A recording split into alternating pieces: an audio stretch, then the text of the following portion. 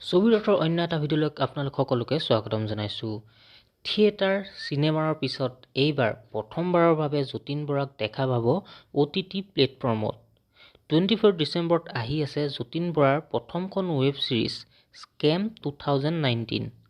Red cinema 18+ নামৰ নতুন এটা OTT প্লেটফৰ্মত আহি আছে স্কেম 2019।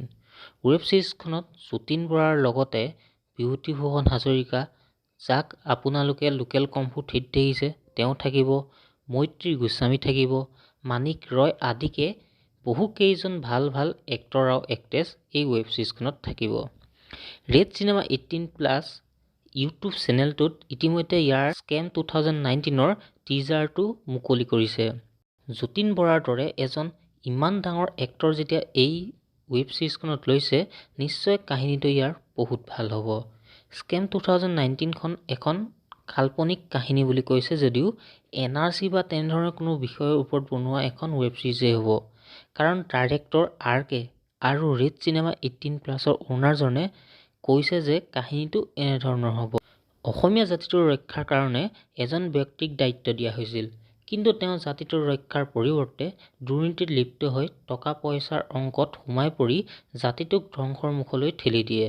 নিশ্চয় সেই ব্যক্তিজন বিভূতিভূষণ হাজৰিকাদেৱেই হ'ব।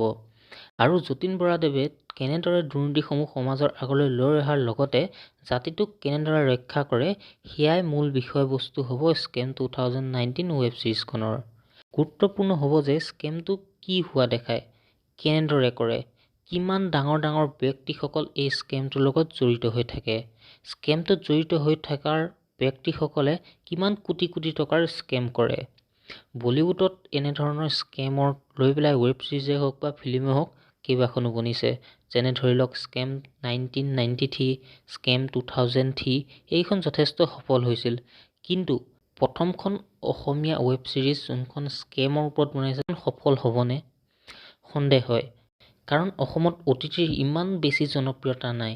আৰু এই ৱেব ছিৰিজখন এটা নতুন OTT প্লেটফৰ্ম ৰেড চিনেমা 18+ নামৰ এপটোত উপলব্ধ হ'ব। যিহেতু নতুন এটা OTT প্লেটফৰ্ম, সেয়ে কিমান দৰ্শক স্কেম 2019খন চাবলৈ আগ্ৰহী হয় লক্ষণীয় হ'ব। লগতে মেকাৰ্ছসকলৰ অনুসৰি এই এপটো প্ৰথম অসমীয়া OTT হয়, যাৰ অ'নাৰজন এজন অসমীয়া। যা কি নহওক 24 ডিচেম্বৰত দেখা যাব ৱেব ছিৰিজখন কেনেকুৱা হয়। লগতে আপোনালোকে জনাব যে আপোনালোক এই যতীন বৰাৰ প্ৰথমখন ৱেব ছিৰিজ স্কেম 2019 চাবলৈ আগ্ৰহী নে? আপোনালোকে কমেণ্ট বক্সত জনাবলৈ নাপাহৰিব। আজিলৈ ইমানেই। নতুন এটা ভিডিঅ' লৈ আহি আছোঁ অতি সোনকালে। যদি আপোনালোক প্ৰথমবাৰ আমাৰ চেনেলটোত আহিছে, চেনেলটো ছাবস্ক্ৰাইব কৰি থ'ব।